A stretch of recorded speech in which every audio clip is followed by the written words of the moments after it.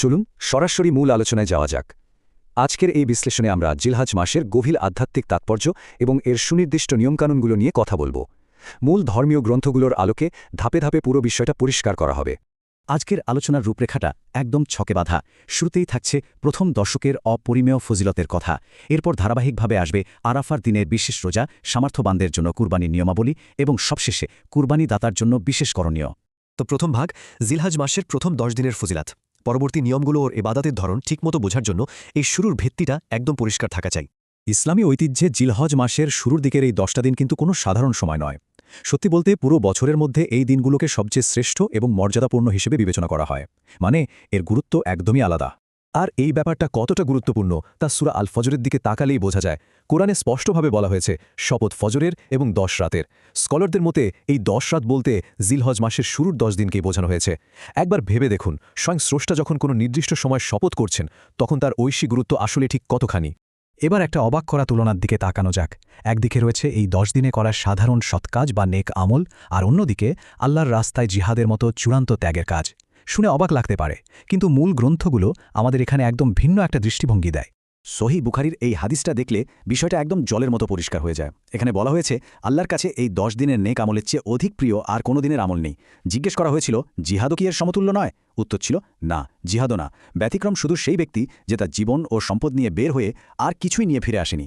মানে বুঝতে পারছেন তো, এই নির্দিষ্ট সময় করা যে কোনো ছোটোখাটো সৎকাজও অন্য যে কোনো সময়ের চেয়ে অনেক বেশি মর্যাদাপূর্ণ।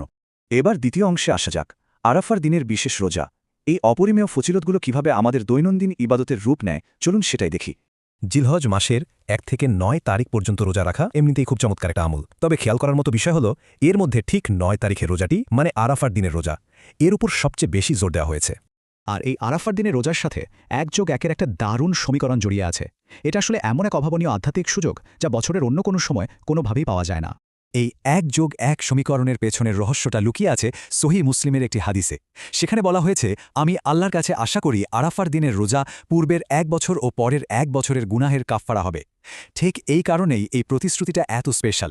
1 বছর আগের আর 1 বছর পরের গুনাহ মাফের এমন সুযোগ এই একটা মাত্র দিনকেই সম্পূর্ণ অনন্য করে তুলেছে। 3 নম্বর অংশ, সামর্থ্যবানদের জন্য কুরবানির নিয়মাবলী।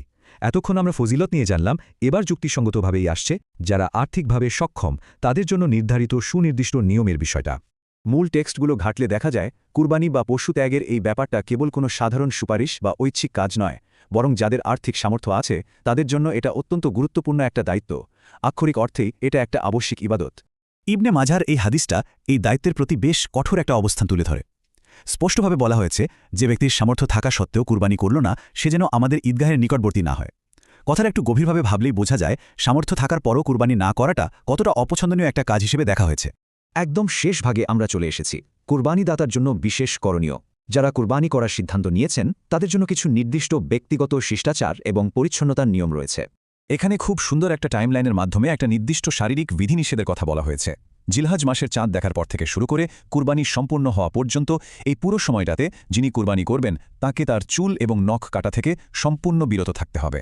আর এটা নিশ্চিত করা হয়েছে সহিহ মুসলিমের একটি হাদিসের মাধ্যমে। বলা হয়েছে, যখন জিলহজের দশক শুরু হয় এবং তোমাদের কেউ কুরবানি করার ইচ্ছা করে তখন সে যেন তার চুল ও নখ থেকে কিছু না কাটে। এই নিয়মটা কিন্তু দারুণ, কারণ এটা কুরবানিদাতার ভেতরের আধ্যাত্মিক উদ্দেশ্যের সাথে একটা বাহ্যিক শারীরিক শৃঙ্খলার খুব চমৎকার সমন্বয় ঘটায়। আমাদের আজকের এই আলোচনার একেবারে শেষে এসে একটা গভীর প্রশ্ন কিন্তু থেকেই যায়, এই বরকতময় দিনগুলো আসলে কিভাবে কাজে লাগানো হবে? অত্যন্ত ফজিলতপূর্ণ এই অল্প সময়ের মুহূর্তগুলোকে ব্যক্তিগতভাবে কিভাবে সর্বোচ্চ ব্যবহার করা যায়? মূল সূত্রগুলোর এই দিক নির্দেশনা থেকে আমাদের সেই চিন্তাই করতে হবে। এত বিশাল একটা সুযোগ যেন কোনোভাবেই হাতছাড়া না হয়।